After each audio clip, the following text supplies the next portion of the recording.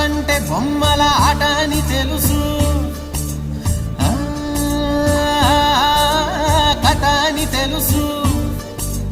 కథ అని తెలుసు, కథలన్నీ కంచికే చేరునని తెలుసు, తెలుసు తెర తొలుగుతుందని, తెలుసు తెల్లారుతుందని, తెలుసు ఈ కట్టె పుట్టుకుమంటదని, తెలుసు ఈ మట్టి మట్టిలో కలిసిపోతదని,